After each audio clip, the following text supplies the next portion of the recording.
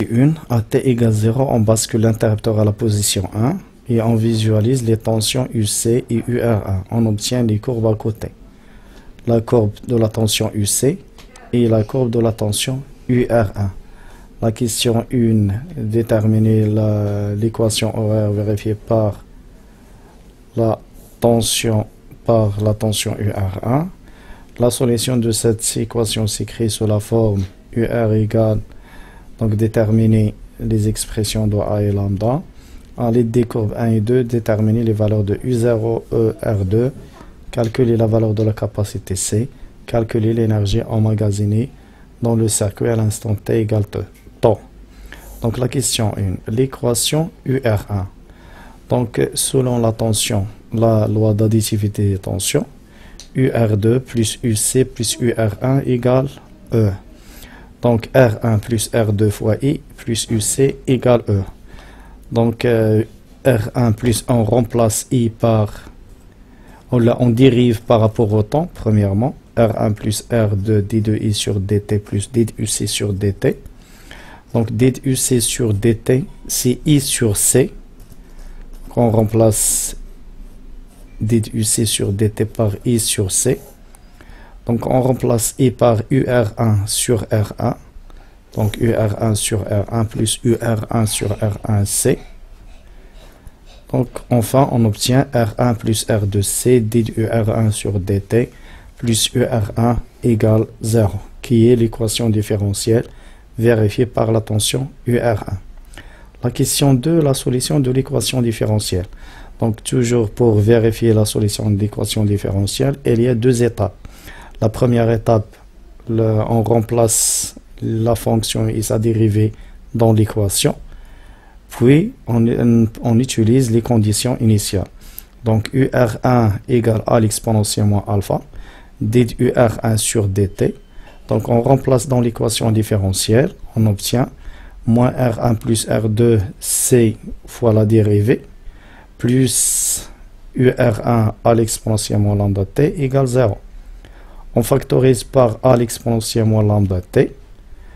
Donc, ce produit égale 0. Donc, soit le premier terme égale 0 ou le deuxième terme. Comme l'exponentielle est une fonction différente de 0, donc A l'exponentielle moins lambda t n'est pas nul pour n'importe quel t. Donc, le terme qui est nul, quel que soit t, c'est moins R1 plus R2C lambda plus 1 égale 0. Donc, cette équation est vérifiée si moins R1 plus R2C lambda plus 1 égale 0, ce qui nous donne que lambda égale 1 sur R1 plus R2 fois C, qui est 1 sur temps, la constante de temps du circuit. La détermination de A s'effectue à partir des conditions initiales. Donc R1 plus R2 fois I plus UC égale E.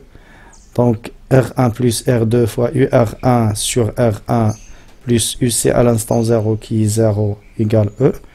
Donc d'après cette expression, on déduit que UR1 à l'instant 0 égale R1 facteur de E moins U0 sur R1 plus R2.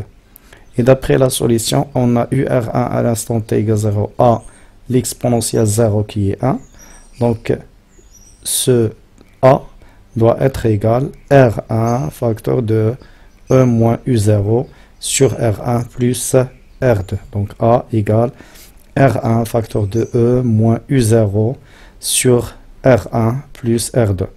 Donc l'expression finale de la tension UR, R1 fois E moins U0 sur R1 plus R2 fois l'exponentielle moins T sur R total fois C.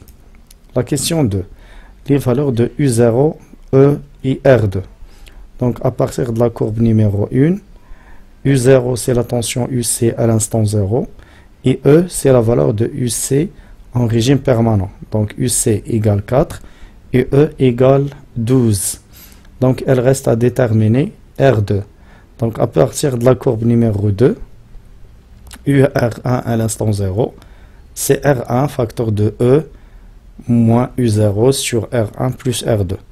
Donc d'après cette expression, on tire que R2 égale R1 E moins U0 sur UR1 à l'instant 0 moins R1. UR1 à l'instant 0, c'est 6. Donc on obtient R2 égale 100 fois 12 moins 4 sur 6 moins 100 égale 33,33 ohms. La question 3, la valeur de C. Donc à partir de la courbe numéro 2, on a UR1 à l'instant t égale 0,37 UR1 à l'instant 0. Donc égale 2,2. Cette valeur est 2 millisecondes. Donc C égale taux sur R1 plus R2 égale 1,5 10 à la puissance moins 5 fois moins 5 farad. Donc on peut déterminer la constante de taux à partir de la courbe numéro 1. Donc UC à l'instant t égale UC à l'instant 0 plus 0,63 fois la différence entre UC en régime permanent moins UC à l'instant 0. Donc cette valeur égale 9,04. Donc 4 plus 0,63 fois 12 moins 4 égale 9,04. Donc la valeur de taux, c'est 2 millisecondes. La question 5. L'énergie emmagasinée dans le condensateur à l'instant t égale temps. Donc E égale 1 demi C UC carré. 1 demi 1,5 10 à la puissance moins 5. UC à l'instant t graphiquement c'est 9. Donc on obtient 6 10 à la puissance moins 4 joules. La partie 2, le dipôle RL. Donc la question 1 montrait que l'équation différentielle vérifiée par la tension UL. La solution de l'équation, déterminer graphiquement la valeur de petit r, déterminer la valeur du coefficient d'induction L. Donc la question 1, l'équation différentielle. Donc d'après la loi d'additivité des tensions, UR plus UL égale E. Donc I égale E moins UR, moins UL sur R. D2I sur dt égale moins R1 dUL sur dt. On remplace dans l'expression du UL, on obtient UL moins L dUL sur dt plus R fois E sur R1 moins R fois UL sur R1. On déplace les termes qui contiennent UL au premier par côté. Donc UL facteur de 1 plus R1 sur R1 plus L sur R1 dUL sur dt. Donc on multiplie par R1, on obtient R1 plus petit r fois UL plus L dUL sur dt égale petit r fois E. La solution de l'équation différentielle. La question 2, UL égale dUL la dérivée égale. Donc on remplace dans l'équation différentielle. On obtient R1 plus R à l'exponentielle moins t sur tau plus R égale RE. Donc on factorise par A l'exponentielle moins t sur tau. Donc cette équation il vérifie si R1 plus R moins L sur tau égale 0 et RE moins R1 plus R fois B égale 0. C'est-à-dire que tau égale L sur R1 plus R et B égale R fois E sur R1 plus E. Donc elle reste à déterminer A. Donc selon les conditions initiales, UL à l'instant 0 égale E. Car I à l'instant 0 égale 0. Donc UL plus UR égale E. Donc UL égale E. UL égale A l'exponentielle 0 plus B égale E. D'après l'expression du UL. Donc la constance A égale E moins la constance B égale R1E sur R1 plus R. Donc l'expression finale de la tension UL, RE sur R1 plus R moins R1E sur R1 plus R, l'exponentielle moins R1 plus R sur L fois T. La question 3, la valeur de la résistance petit r. Donc la courbe c'est moins dUL sur dt. Donc on sait que dUL égale moins A sur tau l'exponentielle moins T sur tau, moins R1E sur R1 plus R fois tau. Donc moins dUL, la courbe, sur dt, R1E sur R1 plus R fois tau, l'exponentielle moins T sur tau. Donc moins dUL sur dt à l'instant 0, on remplace T par 0, on obtient dUL sur dt à l'instant 0 égale R1 fois E sur R1 plus R fois tau. La valeur de tau. La valeur de tau, c'est la valeur de moins dUL sur dt fois 0,37. Cette valeur correspond à la date tau qui est 5. Donc R1 égale moins R1E sur tau fois d ul sur dt moins R1. Donc tau c'est 5 millisecondes. Donc de la fonction moins d ul sur dt en fonction de t. Une fonction exponentielle à l'exponentielle moins t sur tau. Donc à l'instant tau, cette fonction égale la valeur initiale fois 0,37. Donc la valeur initiale fois 0,37 et on obtient la valeur de tau. Donc ce qui nous donne que la résistance petit r égale 20 ohms. La question 4, la valeur du coefficient d'induction. Donc on sait que tau égale L sur R1 plus R2. Donc L égale tau fois R1 plus R2, donc égale 0,6 en ré. Physique 2, l'étude des oscillations dans un circuit RLC, les oscillations libres et les oscillations forcées. Donc dans ce circuit, UC plus UR plus UL, donc on a représenté la tension UR. La question 1, quel régime d'oscillation? La question 2, l'équation différentielle vérifiée par UR.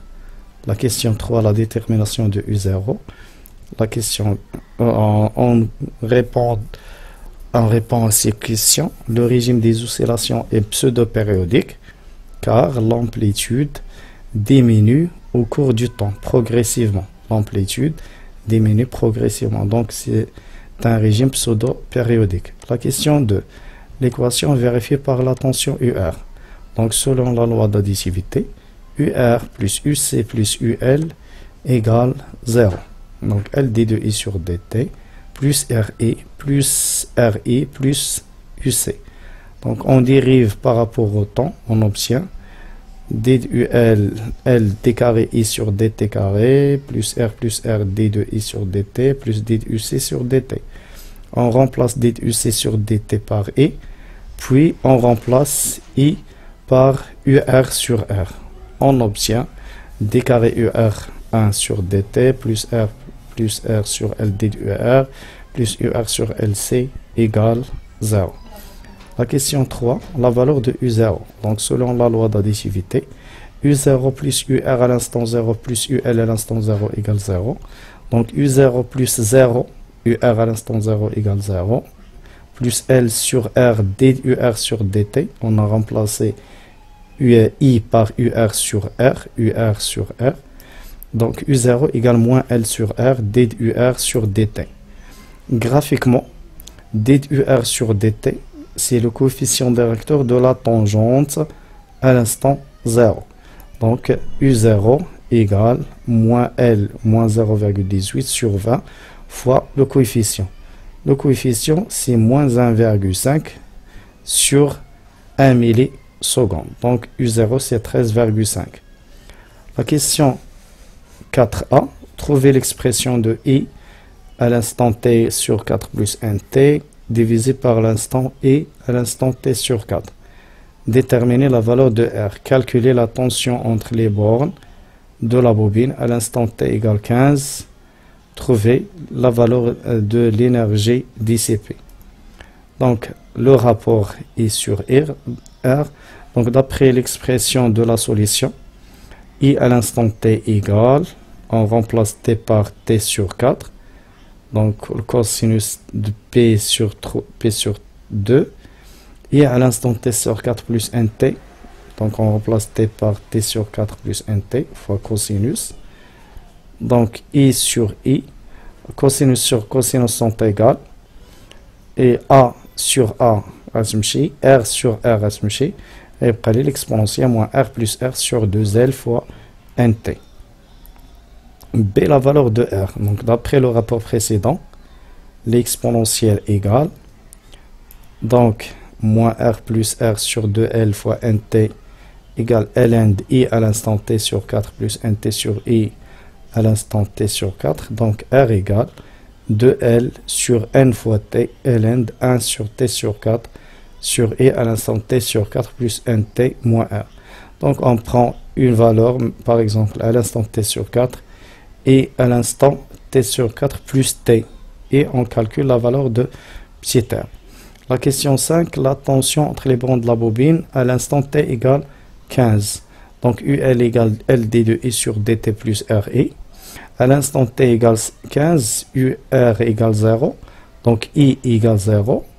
Donc elle reste que UL, L sur R, D de UR sur DT. Donc D de UR sur DT, c'est le coefficient directeur de la tangence. Donc on obtient L égale 4,5 volts.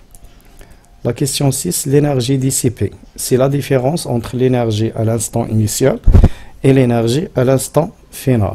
Donc la valeur absolue de cette énergie dissipée, c'est EE plus EM à l'instant T, moins EE plus EM à l'instant T2. Donc entre parenthèses, EE à l'instant T2 moins EM à l'instant T2. Donc à l'instant T1 et à l'instant T0, la tension UR est nulle, donc I est nulle, donc l'énergie magnétique est nulle. Donc l'énergie dissipée, c'est l'énergie, la différence entre les deux énergies électriques. Donc on obtient 1 demi CU0 moins UC à l'instant T2, c'est la même valeur de UL au carré. Donc UC au carré, c'est UL au carré, car UC plus UL égale 0. UC plus UR plus UL égale 0. Et à l'instant T2, UR égale 0. Donc UC c'est moins UL. Donc UC au carré c'est UL au carré. La partie 2, les oscillations forcées. La question 1, déterminer les affirmations justes parmi les propositions suivantes. Le circuit RLC joue le rôle du résonateur. Donc c'est vrai. Les oscillations du circuit sont amorties. Fausse. Les oscillations sont périodiques et de même fréquence que la tension exercée. La résistance à la résonance RLC est capacitif? Non. RLC est résistif. La puissance consommée par le circuit RLC est une puissance magnétique et électrique? Non, c'est une puissance thermique. Le circuit est très sélectif quand la résistance est faible? Vrai. La question 2. De 1, déterminer la valeur de la résistance interne. De 2, déterminer la valeur de Imax à la résonance et celle de I.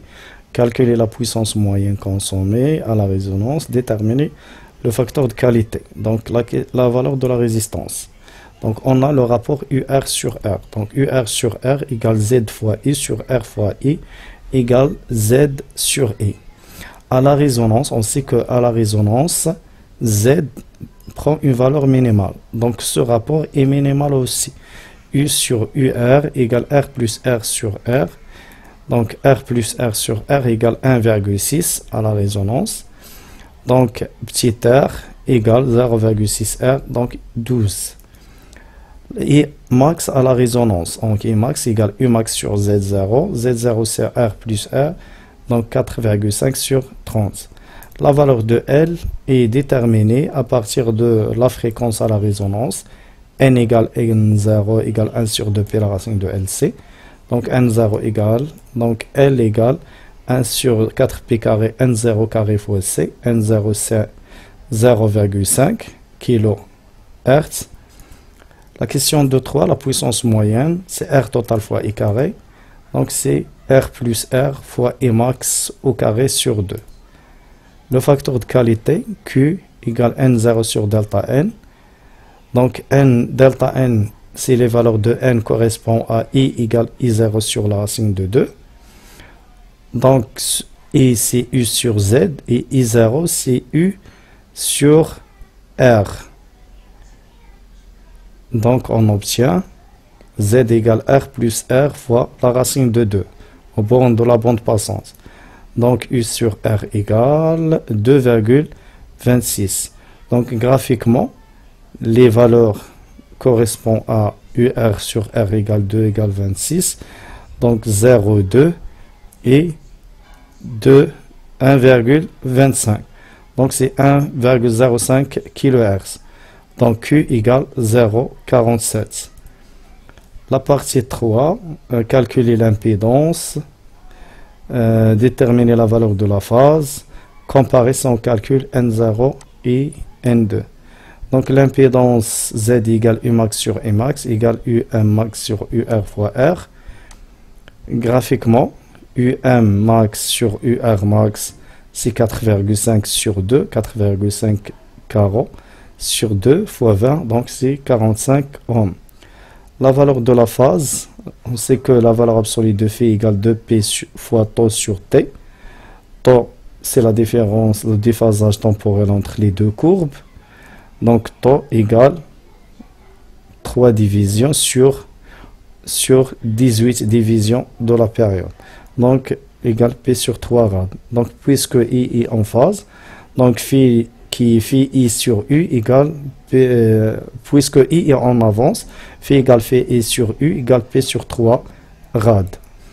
Donc puisque i est en avance, donc le circuit est capacitif, donc N2 est inférieur à N0.